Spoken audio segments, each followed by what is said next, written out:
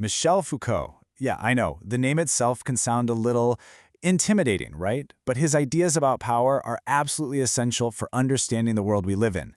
In this explainer, we're going to break down one of his biggest, most mind-bending concepts and see how it works not just in some old history book, but in your actual everyday life. So let's get into it. Okay, so let's start with this really wild contrast. In 1757, this is how power showed itself, as a gruesome public spectacle. This was the actual punishment for a guy named Damiens. It was all about showing the king's brutal absolute authority for everyone to see. But then, you fast forward just 100 years, and power looks like a timetable. A boring, detailed schedule that controls every single minute of a prisoner's day. All that public violence, gone. And in its place, quiet, meticulous, total control. Weird, right? So what on earth happened here? How did we get from a bloody public execution to a silent, organized prison cell in such a short amount of time? This is the exact mystery that Foucault wanted to unravel, and his answer tells us something really profound about how power actually works. To get to the bottom of it, Foucault says, hey, hold on a minute. We need to question everything we think we know about power. He's telling us we have to completely rethink what it is, where we find it, and what it's really trying to do. Okay, so first things first, we've got to tackle the old school way of thinking about power. You know, the common sense version most of us just sort of absorb. So the traditional view, and you'll see this everywhere, from Marxists on down, it basically treats power like a thing, something that people at the top, kings, governments, your boss, have. And what do they do with it? They use it to push down on everyone else. Its main job is just to say, no, you can't do that. And the rest of us? Well, we're just sort of passive dupes at the bottom, taking orders. But Foucault comes along and says, nope, that picture is dangerously incomplete. It's not that it's totally wrong, it's just that it misses the biggest, most important piece of the puzzle. He was convinced that this view totally misses how power really works, especially in the modern world. So what's his big idea? He offers up this completely different way of seeing it. He says, stop thinking about a pyramid, start thinking about a network. And get this, in his own words, Foucault says power circulates, like a chain. And here's the kicker. Individuals are the vehicles of power, not its points of application.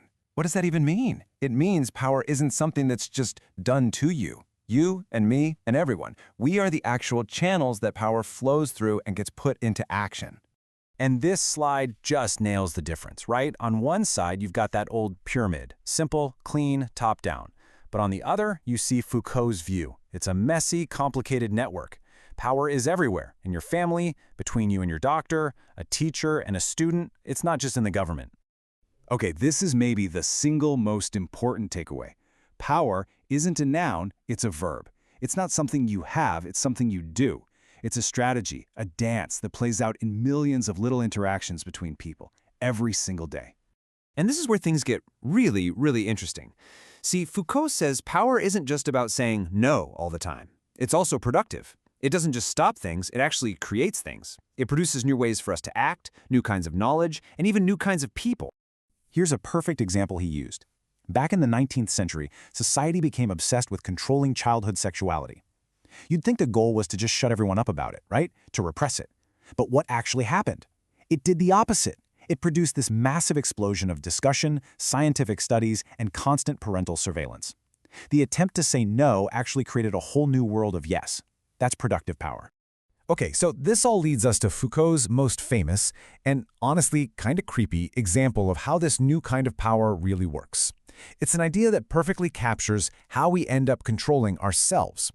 He stumbled upon this perfect metaphor for modern society in, of all places, an old architectural plan for a prison called the Panopticon. He saw it as more than just a prison. He saw it as a diagram for how we all live now. So here's how this devious little design works. You have one tower in the middle, and it's surrounded by a ring of prison cells. Now, the key thing is, the inmates in the cells can be seen at any time, but because of the way it's built, they can't see into the tower. They have no idea if anyone is actually watching them at any given moment. So what happens? They have to act as if they are always being watched. And as Foucault says, the person under surveillance becomes the principle of his own subjection. Basically, the guard doesn't need to be there anymore. The system of control is now automated inside the prisoner's own head. You've become your own guard. And before you think, okay, that's just prisons, think again. What about all the CCTV cameras pointed at us in public? Or open-plan offices, where your boss can always see your screen? What about performance trackers at work monitoring your every move? Or how about social media? We're all constantly curating this perfect life, always aware that someone, somewhere, might be watching. These are our modern panopticons.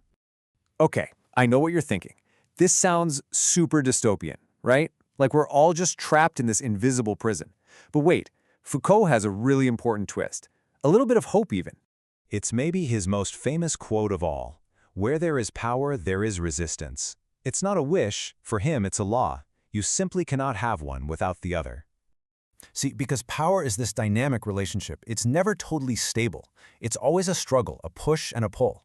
For a power dynamic to even exist, there has to be some freedom, some possibility of pushing back. Resistance isn't something separate from power. It's woven right into its DNA. Here's a great way to think about it.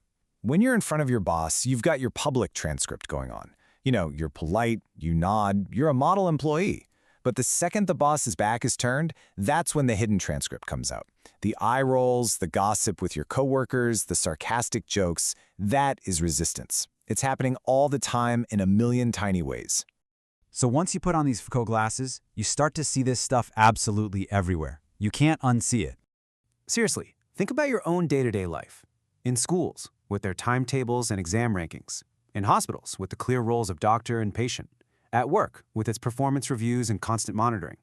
Heck, even the discipline you enforce on yourself, that diet you're on, the workout schedule you stick to, your to-do list, all of that. That's what Foucault calls the microphysics of power, the tiny, almost invisible forces that shape us. So, look, Foucault doesn't hand us a simple how-to guide for revolution. What he gives us is a set of tools, a new way to see the invisible architecture that structures our lives. And the final question he leaves us with isn't some grand political one, it's much more personal. It's this.